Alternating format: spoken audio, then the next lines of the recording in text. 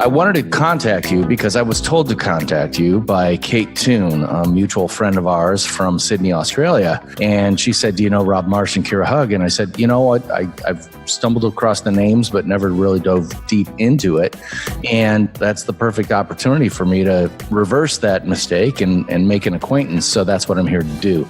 So Rob, I got to ask you, because I, of course, did the due diligence. I went on LinkedIn and started looking at the old continuum of where you started and all that stuff. And it looks like we started working in the copy field about the same time in different places. With that being said, I think there's a common understanding that our view of copywriting is not necessarily one that is shared by the universe at large, you know, the definition of copywriting. And again, I've poked around a little bit on the Copywriter Club and things like that, and I've certainly listened to your podcast. It sounds like you're really interested in helping people, one, understand what copywriting is, and then two, try to turn them into more dynamic, more creative, and more ideally successful copywriters. Am I getting that right? Yeah, I think you've got it right. So the Copywriter Club it's a lot of things, and it's probably something different to almost everybody who is a member there. You know, it's a pretty diverse community where people bounce around ideas and ask for help and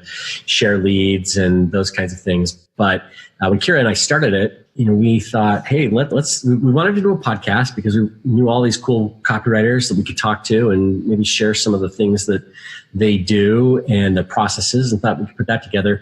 But we didn't, and we knew we were going to build a business, but we didn't really have an idea of, you know, what kind of products we would build at that point. We just thought, let's just throw this out in the universe and see if it can be helpful to anybody and just kind of see what comes out of that. And it's just kind of grown since. Well, it looks like it's growing very successfully from what I can tell.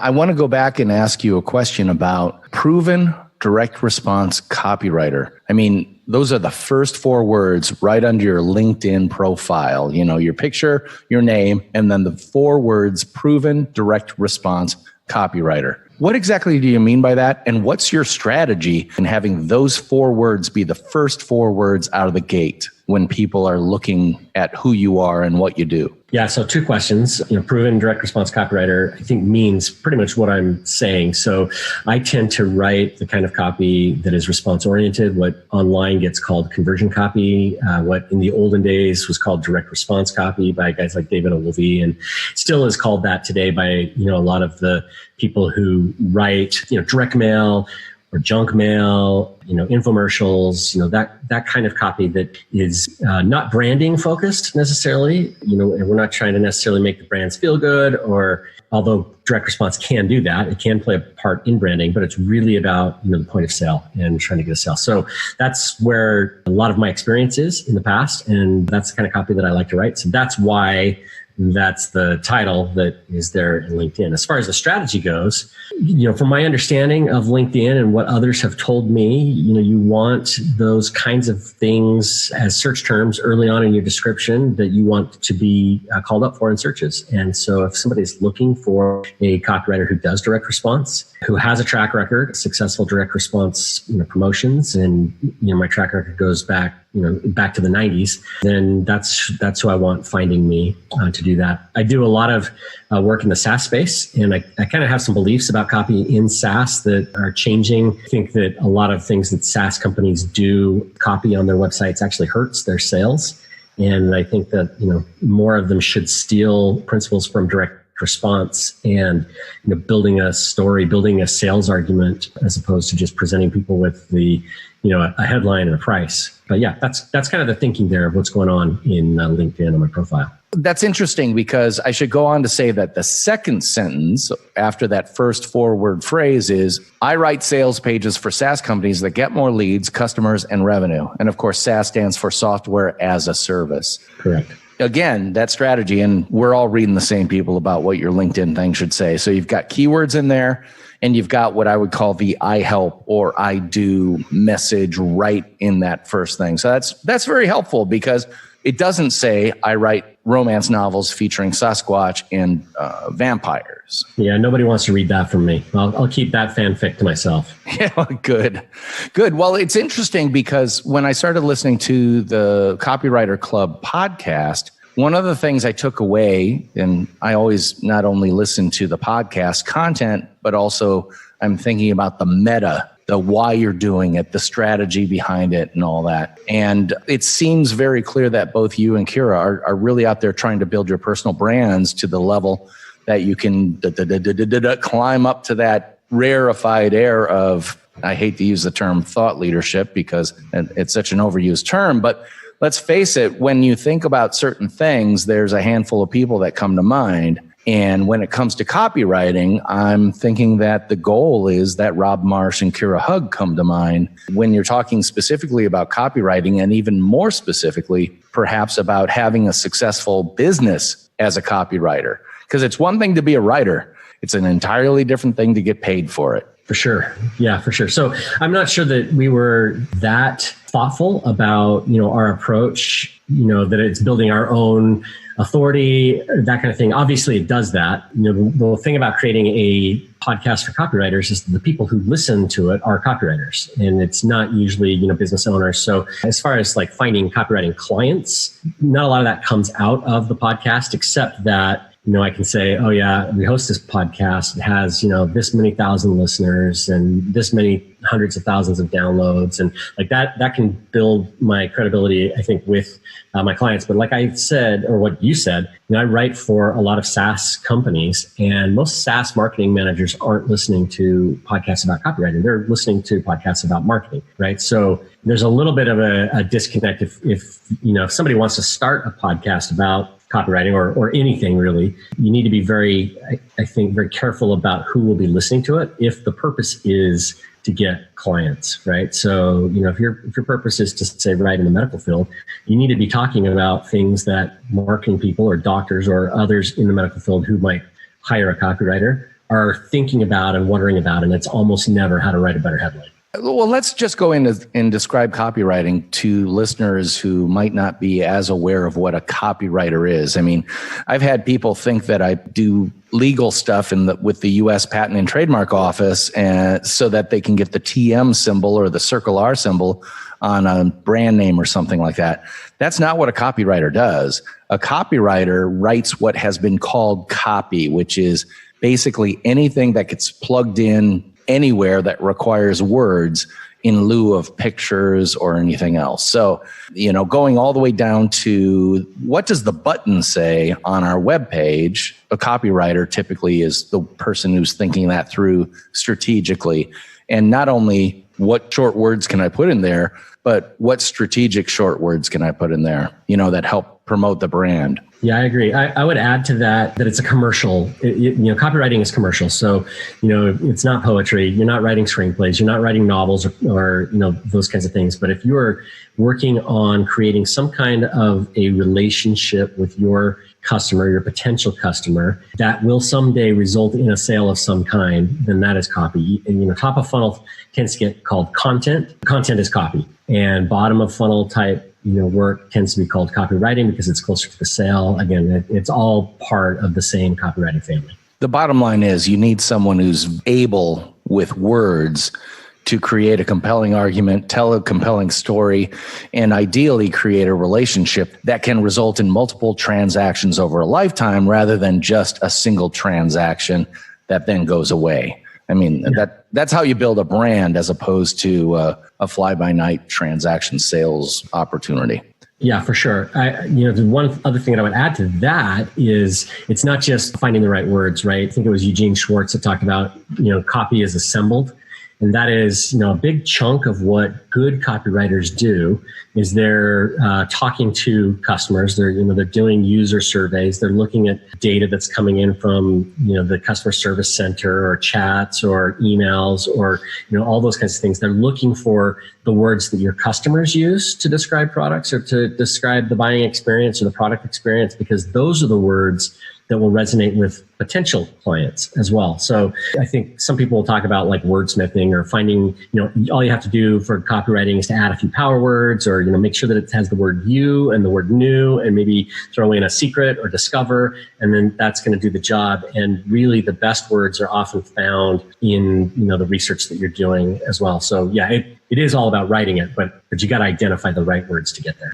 You're hitting on something that applies directly to the Nonfiction Brand podcast, because a long time ago when I was a young-ish copywriter. I was working at McCann Erickson in Atlanta, and I got one of those creative briefs from hell that was literally, I think it was for a newspaper ad. Not only that, but a small space newspaper ad, which is the bane of any copywriter or advertising teams. Yeah, exactly. It had the typical stuff about mandatories, phone number, whatever the offer was and things like that.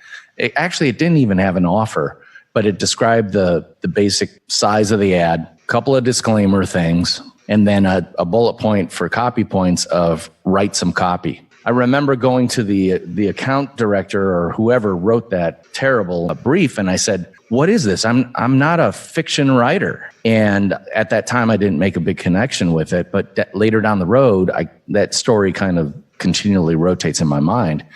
And I realized, no, when it comes to advertising, I'm completely nonfiction. I don't ever want to lie. I mean, let's face it, we'll definitely polish whatever we get, but it's based on truth. And it's based ideally on a correct promise and not an overpromise. And it's a correct delivery, not an under delivery. So that's what nonfiction branding is about from, my point of view. And it's all about discovering the true brand that you already are, but maybe with a little bit finer point put on it. Sure. Yep. I agree with that. Yeah, absolutely. Yeah. Let's talk about your journey as a copywriter. I mean, you've had a number of positions throughout your career. And can you give a quick kind of flyover of your career? 25 years in 25 seconds kind of a thing. Yeah. I started as a copywriter. My first job as a copywriter with the guys who created the Franklin Day Planner. Anybody, say, under 40 probably won't remember them, but if you're over 40, you would. And I wrote for them catalog copy and seminar copy. So mailers that were going out to fill up the seminars, teach people how to use day planners and time management. And there was some financial management stuff as well. From there, I joined a local agency that was acquired by Publicis and spent several years as part of the Publicis group doing direct response copy for a lot of the branding clients that they had in offices around the country. So our office in Salt Lake in particular focused on helping with things like direct mail for clients who were doing bigger branding things in other ways. So for instance, American Express was one of the clients that was being handled, I think, out of San Francisco and Chicago. And of course, I didn't touch any of the branding work, but we would do all kinds of direct mail card promotions and those kinds of things. So really kind of nailed the direct response part of my experience there. Worked in-house with a company and helped double its size from 400 billion to 800 billion. And then kind of left copywriting entirely to go work for a startup that was in the design space and helped to manage a creative team of about 300 people around the world. And that was acquired by HP. I stayed on at HP and helped run that until they decided to shut it down. And after that, I left. Started my own SaaS company, which I ran for about 3.5 years, and then decided my heart wasn't in that. I didn't love what I was doing and wanted to come back and have been copywriting ever since. That's interesting because you've literally had an arc of a career that came full circle almost. Yeah, totally. It's time to retire. Yeah. Well, it's I think of these as the Yoda years where you want to just hang out in the swamp on Dagobah and have the occasional person pop in to hone their craft based on their experience. Right. So for sure. Young copywriter you would be. This episode of the Nonfiction Brand Podcast is brought to you by Nonfiction Brandversity. It's a free Facebook group dedicated to the art and craft of personal branding, and we'd like to invite you. Just search Nonfiction Brandversity on Facebook and ask to join. You're in, guaranteed. I can't wait to see you on campus. I want to talk to you specifically about the challenge that a lot of writers or anybody who... let me fly this past you. I have felt the denigration of words in favor of images. Everything online is about video, and no one understands that video is based on words. I mean... Yeah, it's not silent video. Exactly. And even if you don't use a script, you have to have a cogent outline of things you want to talk about, even if you're delivering it off the cuff. Like the people who do that kind of off the cuff stuff the best are the ones who literally think through, I'm going to talk about that, I'm going to talk about that, I'm going to talk about that. I'm flexible enough that if something comes up, I can pivot, but I'm going to find a way back to my storyline. So during this era of a denigration of words, Yeah, I think it's incumbent upon copywriters or writers in general to really build their brands so that people say something other than, I just need some words for this copy block, and instead say something in your case, get me Rob's words, because Rob is a proven guy who can get this stuff done the right way that makes us sound good and converts. That's a lot of what my whole thinking is about the nonfiction brand. If you're just a writer, you're that engine in the car that can be unbolted at any time and replaced by someone else. But if you're a good writer, I was going to say, we talk a lot about that in the Copywriter Club. And there are two schools. There are people who say you don't need to specialize. You can be a generalist and you can make it. And that is true. It's especially true if you're working at agencies, where you're working on a variety of different clients, and maybe specializing isn't quite as important there. It is also true if you have a really big network of people who can send you work, a variety of different, kinds and styles, whatever. So you can make it as a generalist in those ways, but most of us don't have those opportunities. Most of us don't have a really eclectic network, with all kinds of opportunities for us to work on. And at least in the copywriting club where we are, most people aren't in the agency space. I know that there are thousands of copywriters in agencies around the country and around the world, and they're fantastic copywriters doing good work. So I'm not denigrating that at all. But for most freelancers, specialization is the key that unlocks the door to more clients. And we see this all the time where people fight that because, if I specialize in, say, health technology or maybe, the HR space, I'm limiting myself from literally thousands of other clients who might ask me to do something else. And what happens, if that's not enough? And it almost always is enough, right? If you choose the niche properly, obviously then your niche needs to have money to spend. They need copy, there are those kinds of things. But if you niche down properly, if you specialize on the right things, it almost always leads to more work, not less. Yeah, and I think that's such a huge lesson. I mean, Pat Flynn likes to say the riches are in the niches, and I don't think he's wrong. But at the same time, I'm one of those old agency generalists that really chafes at getting specific. It's like I've written for everything from electron microscopes to soft drinks and everything in between. And I hate to be pigeonholed like that. And so I fight it kicking and screaming the entire way. And the result is that, I'm not writing as much copy as I used to because I'm not specializing. I am instead pivoting a slightly different way on purpose because as I enter my Yoda years, I want to be more Yoda than Luke Skywalker, specializing in a lightsaber. As everyone who listens to this podcast knows, I throw out Star Wars stuff all the time. Forgive me. It's just where I'm coming from. I'm right there with you. When you were young, what was the most powerful lesson you learned as a writer in terms of getting, not just putting words in a sentence or arranging thoughts, but actually turning it into a conversion conversation or a conversion-oriented story? That's an interesting question. And it's kind of hard for me to just pull out one or two things. The thing, when I had my agency experience, there were 4 copywriters in the agency. I was really the main one working on the direct response accounts. The other 3 were doing branding. And at the time, that kind of bothered me. It looked like they were doing the more fun work. I'd see the cool stuff that they were putting on TV, and then, and they'd do 2 or 3 commercials and spend several weeks on them. And I'd go into the edit bay and create 128 versions of a commercial with the different 800 number, right? So that we could measure response based on what channel or what time that something ran. And that kind of bothered me, although it taught me that the most important part of marketing is still getting the sale. Like, you can talk about the virtues of branding, and I believe in them. Having a strong brand is important, but if all of that work doesn't ultimately lead to increased sales or growth for the company in some way, or at least enough sales to sustain the business at the level that you want it to, then it's not good marketing. So, and I mean, we can look at all kinds of examples from, the past, of commercials or campaigns that run, and they're funny, they win all the awards, but sales don't go up. And in some cases, sales go down. And that's not good advertising. Even if it makes the client laugh, if it doesn't help the client buy, ultimately, it's not doing the thing that it's supposed to be doing.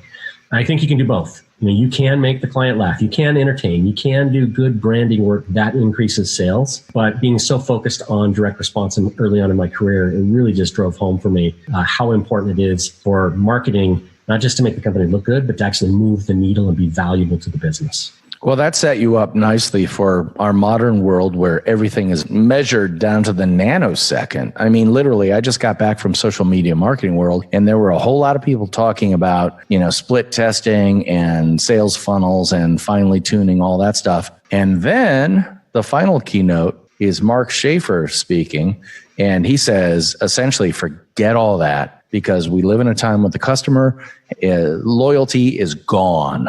What used to be is I always buy this because my mom bought it and my grandma bought it is now becoming, well, what's on sale or what's similar or this old brand doesn't have what I want. And he gave the example of Ivory Soap, which at one time owned 90% of the market and now owns 9% or less as an example. So we're in different times, and it's a lot of it, especially when it comes to copywriting, is about making the transaction happen, making the cash register ring. But there is such a thing as copy that is just so sales oriented that it's driving people away, because we live in a time when everything is an advertisement. Everybody has a highly attuned set of skills designed to ferret out what that advertisement is, that it's almost like you got to get rid of the advertisement altogether, strive for sheer truth and authenticity, and then have a conversation and a relationship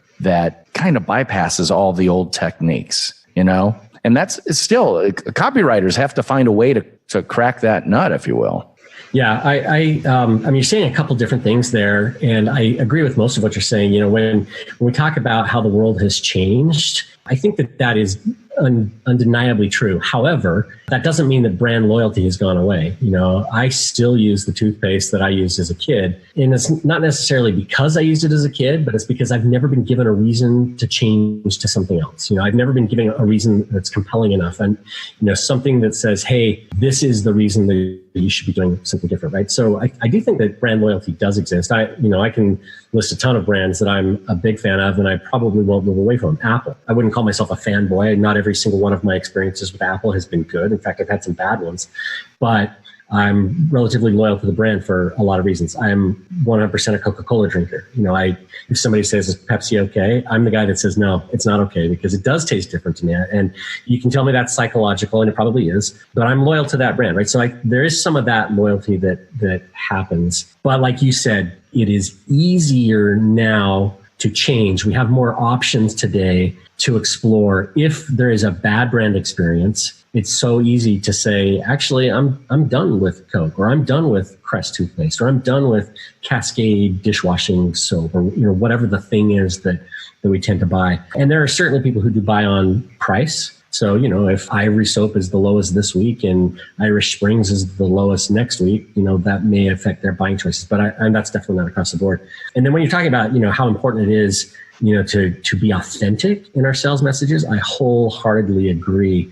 But I also want to be really careful and say, because I think a lot of times we get really critical of sales messages that feel really salesy to us when we're not at that point that we're ready to buy. And, so it's easy for me to look at, an infomercial for, let's say some kind of exercise thing and say, oh yeah, that's over the top. But that's partly because I'm not in that space, right? I'm not quite ready to buy. That's not to say that sales messages can be, way too salesy or too hardcore. Like that definitely happens. We see a ton of that stuff in the info marketing space. And, if you go to ClickBank and browse through, some of the sales pages there, some of that stuff just feels icky.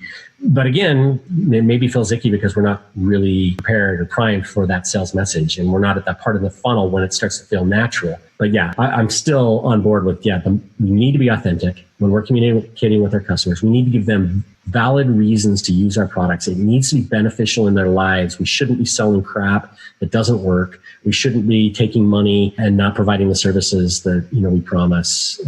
Authenticity matters. Going back, and I'm a huge Apple fan too, so we're singing from the same hymnal, if you will. There you go. But there are a whole lot of reasons Apple has that relationship, and it's not, everyone likes to say, well, Apple does such great marketing, and they do. I admit it. They do fantastic videos.